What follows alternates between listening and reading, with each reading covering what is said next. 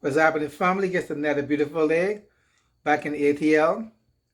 Had a wonderful week. Hang out with some friends, did some karaoke, see some old friends.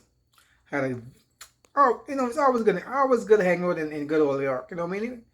The any kids getting better. It has to get better, but it was good. Any kids getting better. People are coming out, having fun. They're not worried about that. Damn it. Read between the lines because anyway. On a different note, now I don't want to keep dreading on the Queen stuff, but the truth have to come out. And I keep telling you guys, we are in a sign of Aquarius, where all hidden lies have to be revealed. So now you're actually seeing the truth or hearing the truth about the Queen. Whether they want to block you or tell you whether they're guys or not, the truth have to come. I'm going to put two clips here. I do not own the right to these videos. These videos is for educational purposes only. I do not own the copyright to these videos. These videos is for educational purpose only. But the truth have to come out. They can't stop it. Yes, they can't stop the GCR or the financial reset that's going to happen. They cannot stop it because we have to live in financial freedom. So all the money that they take for you from your birth certificate, you have to get it back. If you don't get it back where you're living, it's going to come down to your children and your children. But so far, it started because people like seeing money in their account from nowhere because you have to pay reparations for all the shit that they did to us over the years. And it's going to happen. Anyway, folks, that's a whole different video, but I'm going to put two clips here on, that clone that gets passed on. But it's all good. On to them, folks. I love you guys. Peace out. Leave me a comment, share, like, thumbs up. I love you guys now. I'm doing this for you guys now because you guys have to know what's going on. The thing about it is that once you know, they can't mess with you. Is if you don't know, they can tell you a lot of BS and you will fall for it. But once you know, they can't bring the BS to you. Anyway, folks, I'm out of here. Peace out. All love. Let's talk more about the future of the monarchy, shall we? I welcome in Clive Irving, author of The Last Queen, Elizabeth II's 70-year battle to save the House of Windsor. Clive, great to have you back. You know, as the world has shifted in so many ways during Queen Elizabeth's 7-decade reign, there is speculation now about a possible exodus by some nations from the Commonwealth. Now that Charles is king, what do you expect will happen now? Well, that's a very significant challenge to Charles. While it's true that the Commonwealth is dedicated to democratic principles and has been an admirable organization in assuring a basically bloodless transfer from empire and from colonies to the Commonwealth, you can't wipe out the history. And the history really begins with Charles II, who in 1666 gave a royal charter to a company called the Royal African Company. Now, that may sound a very grand name, but what it really was a very evil enterprise in that it began shipping slaves from Africa across the Atlantic to British colonies in the Caribbean. And at least a quarter of the slaves on those ships didn't survive the journey even, never mind what happened to them when they ended up in this new plantation culture. You've got to remember that colonialism basic use was the transferring of other people's natural resources into your own wealth. And in this case, the wealth was very important to the growth of the British Empire.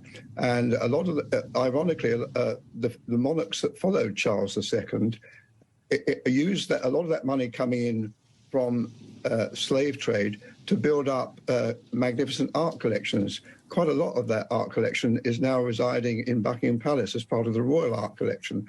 So in a sense, the royal treasures are tainted by blood.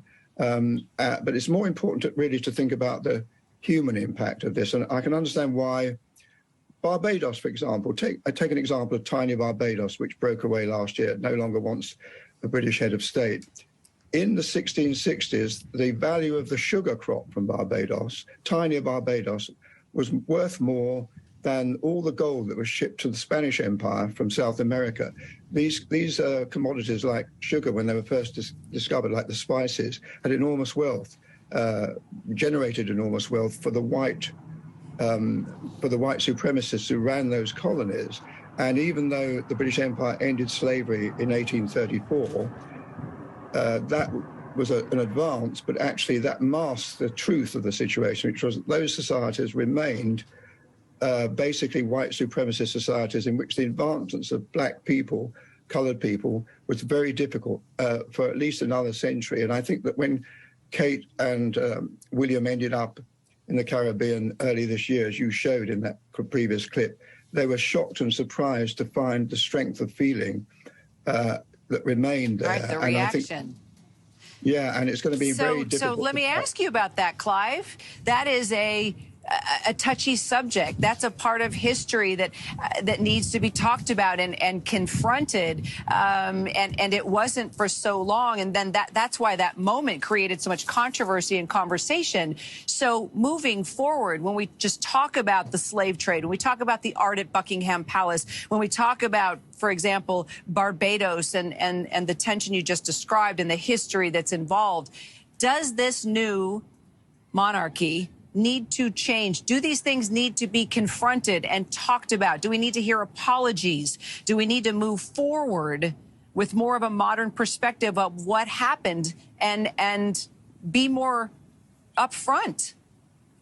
The episode that involved William and Kate shows that they were not sufficiently briefed or even educated on the history of the places that they were sent to. So that shows you that there's not a high level of skilled management. Indeed, your basic question is the essential one, really, which is how fast is the learning curve? You can't go on suppressing this kind of history forever, ever. You can't go on shoving it to the side. You've got to deal with one of the big tests of Charles would be to stop whitewashing the history of the Windsors. The history of the Windsors has been systematically whitewashed for at least the last 50 years. They've got to come to terms, not with their own direct responsibility. They've got to come to terms with the reputation of the institution. Point well made. Clive, we will continue to talk about that as we move forward. It's an important conversation to have. Clive Irving, thank you so much. It will be wrong of me to leave this mic without saying to Britain and everybody else who care, we do not mourn the death of a colonizer and a murderer who came and killed our people, and she's wearing proudly a stolen goods on her head. We have nothing to do with the Queen. Lele bolaileng batho ba rena ba utswa di minerale tsa mo Africa, ba utswa di minerale tsa all over Africa. Today people tweet, hey we mourn the Queen.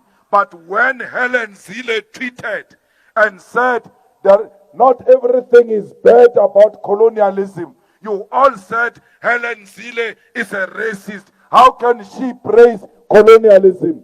By mourning and praising the Queen, you are celebrating colonialism. You are not different from Helen Zille. We were not colonized by the land called Britain.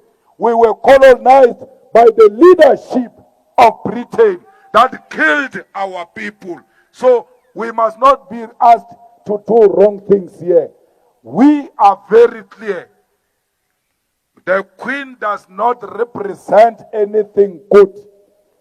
Britain has got a lot of gold, yet they don't have a single mine of gold.